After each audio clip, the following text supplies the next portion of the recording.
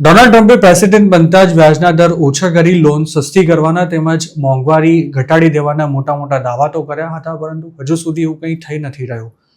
Trump જ્યારે પોતાનું ધાર્યું ન કરી શકે ત્યારે તેઓ નિષ્ફળતાનો ટોપલો કોઈ બીજા પર ઢોળી દેવાની સાથે ઘણીવાર જેનો કોઈ વાંક જ ન હોય તેવા લોકોને પણ હોળીનું નારિયેળ બનાવી દઈ આખો મુદ્દો જ ડાયવર્ટ કરી દેવામાં માસ્ટરી ધરાવે છે.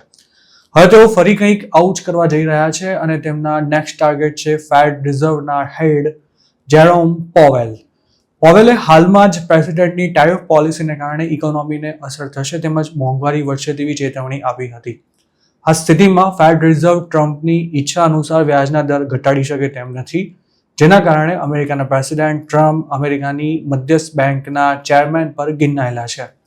હાલમાં જ વ્હાઇટ હાઉસમાં પત્રકારો સાથે વાત કરતા ટ્રમ્પે એવું કહ્યું હતું કે પોતે જેરોમ પોવેલથી જરા પણ ખુશ નથી અને તેમને હાંકી કાઢવા ઈચ્છે છે. ટ્રમ્પના પ્રેસિડેન્ટ બન્યા બાદ મોંઘવારીમાં કોઈ રાહત ન મળતા અમેરિકાના લોકો અકળાયેલા છે, જેના માટે ખરેખર તો ટ્રમ્પની જ પોલિસી જવાબદાર છે અને આ સ્થિતિમાં ઇકોનોમીમાં કેશ ફ્લો ન વધી જાય તે માટે ફેડ રિઝર્વ વ્યાજના દરમાં ખાસ ઘટાડો કરી શકે તેમ નથી. જોકે ટ્રમ્પનું ગણિત એવું કહે છે કે જો વ્યાજના દર ઘટે તો લોન સસ્તી થાય અને લોકો લોન લઈને પણ વસ્તુઓ ખરીદે, જેનાથી ઇકોનોમી વેગવંતી બને. પરંતુ જો લોન સસ્તી થાય તો કેશ ફ્લો વધી જાય અને ફુગાવો પણ વધે અને તેના લીધે ઇકોનોમીને નુકસાન થઈ શકે છે તેમજ સ્થિતિ કાબૂની બહાર જતી રહે તો વધુ મુશ્કેલી સર્જાય તેમ છે.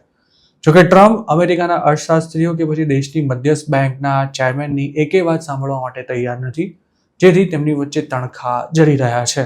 ટ્રમ્પે ચીનથી આવતા માલ પર જંગી ટેરિફ નાખી દેતા યુએસમાં મળતી મોટાભાગની મેડ ઇન ચાઇના આઇટમ્સ મોંઘી થઈ ગઈ છે અથવા તો થવાની તૈયારીમાં છે, જેના કારણે ચાઇનામાં પોતાનું પ્રોડક્શન કરાવતા અમેરિકાના ઘણા નાના બિઝનેસ ઓનર્સ સંકટમાં આવી ગયા છે અને જો આવનારા દિવસોમાં સરકારે તેમને કોઈ રાહત ના આપી તો તેમના માટે પોતાનો બિઝનેસ બંધ કરી દેવા સિવાય બીજો કોઈ ઓપ્શન નથી રહેવાનો.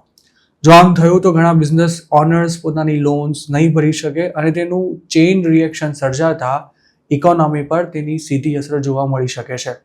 ટેરિફથી થનારા નુકસાનથી અમેરિકાની મોટી મોટી કંપનીઓ મહદઅંશે બચી ગઈ છે, પરંતુ સામાન્ય લોકોનો તેમાં મરો થઈ રહ્યો છે, જેના માટે બીજું કોઈ નહીં પરંતુ ખુદ પ્રેસિડેન્ટ ટ્રમ્પ અને તેમની પોલિસીસ જવાબદાર છે. ડોનાલ્ડ ટ્રમ્પે સત્તા સંભાળી ત્યારથી ડિપોર્ટેશન અને ટેરિફનો જ મુદ્દો છવાયેલો છે તેમજ મોંઘવારીને કાબૂમાં લેવા માટે તેમણે કોઈ ખાસ પગલાં નથી ભર્યા. ઉપરથી ટેરિફને કારણે આગામી દિવસોમાં અમેરિકામાં મોંઘવારી તો વધવાની જ છે, પરંતુ સાથે સાથે મંદી પણ આવી શકે છે. ટ્રમ્પ પોતાનું ધાર્યું કરવા માટે મહત્વના પદો પર રહેલા અધિકારીઓને હાંકી પોતાના માણસો ગોઠવી રહ્યા છે. આ મામલે હાલમાં સુપ્રીમ કોર્ટમાં એક કેસ પણ ચાલી રહ્યો છે. તેમાં જો સરકારની તરફેણમાં ચુકાદો આવ્યો તો ટ્રમ્પ માટે સ્વતંત્ર એજન્સીઓમાં ટોચના અધિકારીઓને હાંકી કાઢવાનું સરળ બની શકે છે, જેમાં ફેડના ચેરમેન પણ સામેલ છે. ફેડના ચેરમેન પોવેલે કહ્યું છે કે તે આ કેસ પર નજર રાખી રહ્યા છે, પરંતુ ફેડના કેસમાં ખરેખર આવું થશે કે કેમ તે પણ એક સવાલ છે, કેમ કે ભૂતકાળમાં કોર્ટ સેન્ટ્રલ બેંકને આવા કેસમાં રાહત આપી ચૂકી છે.